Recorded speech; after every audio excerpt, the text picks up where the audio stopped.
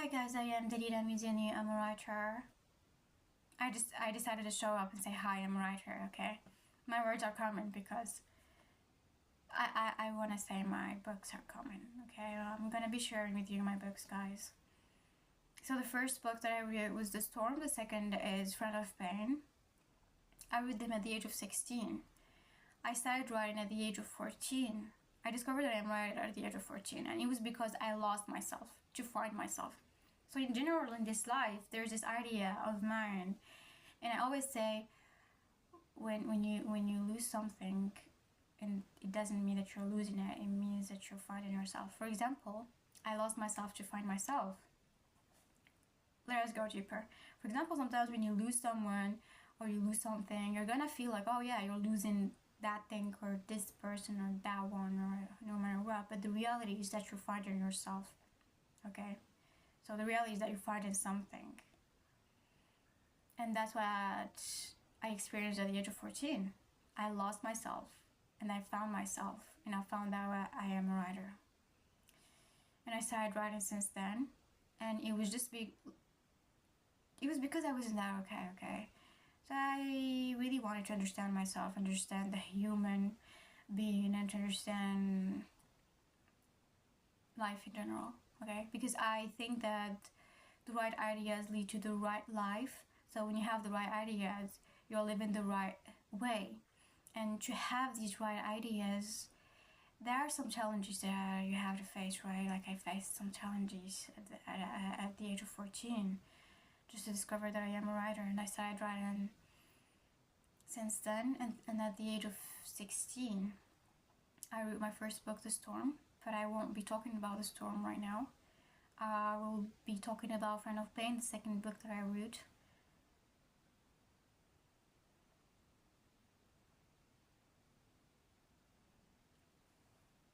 I'll go deeper in that, right? At the age of 16,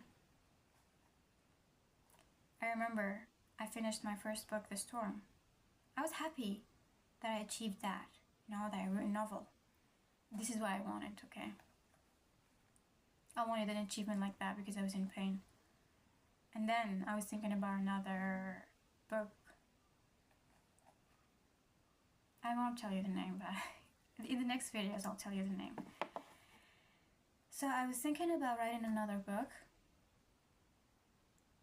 I started writing it. I read 30% of that book, but then I stopped. Why? Because I got inspired to write Friend of Pain. So how is it? I finished The Storm, okay? I started writing it, the other book. I wrote 13%, and then while I was writing, like in the period, like while I was writing this book, I faced a great pain. So much so that I couldn't believe that it was real. I didn't know how to take it. It was so great. And I remember that I went to my bed to sleep. So I lay down in my bed, I tried to sleep, I couldn't sleep. And when you close your eyes, you feel what's in the inside more, like you're focusing on what's the inside more when you close your eyes, because that's it. So what was inside me was a big disaster. It was a big pain. And I tried to sleep, I couldn't, but at a moment I started imagining. I imagined the whole story. I imagined the girl.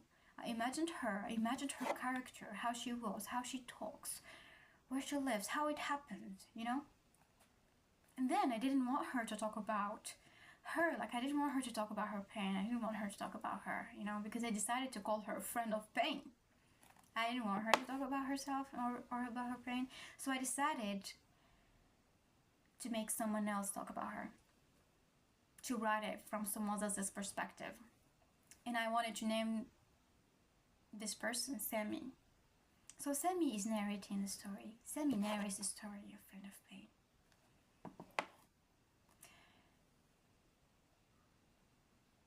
That's it. After I decided to make Sammy the narrator, I jumped quickly and I went into my desk and I was writing as crazy for 15 days, and I was handling the pain that I was in. And I finished writing my book Friend of Pain in 15 days. And when I finished writing it,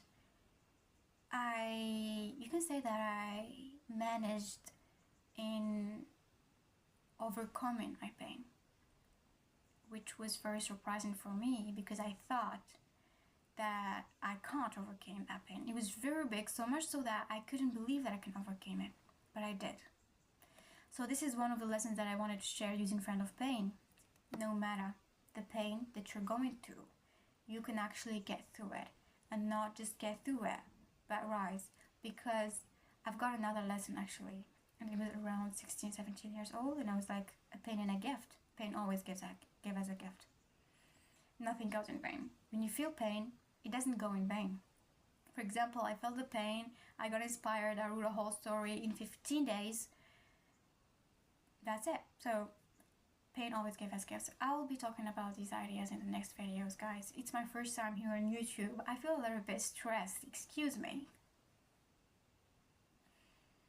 But I'm so happy that I showed up, guys, you know. Like, I have to show up, right?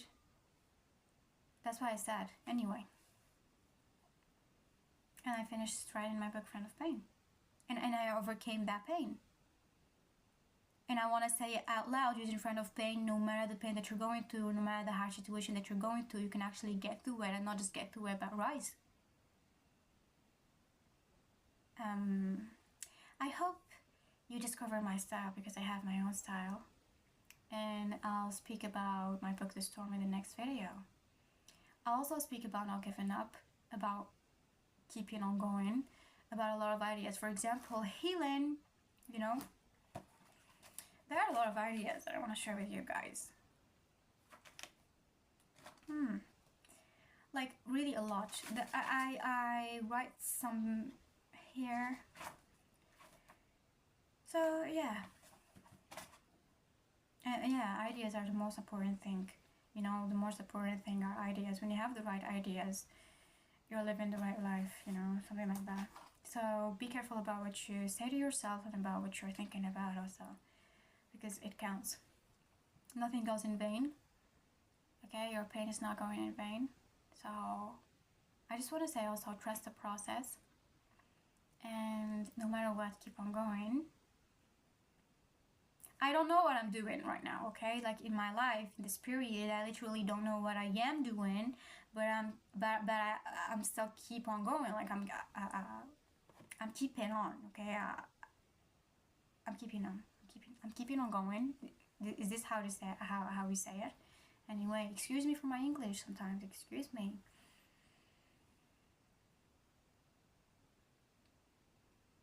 Guys, please wait for more stories, and I hope I can be there for you through my words, because this is one of the reasons I write. So I'll say it again. I hope I can be there for you through my words.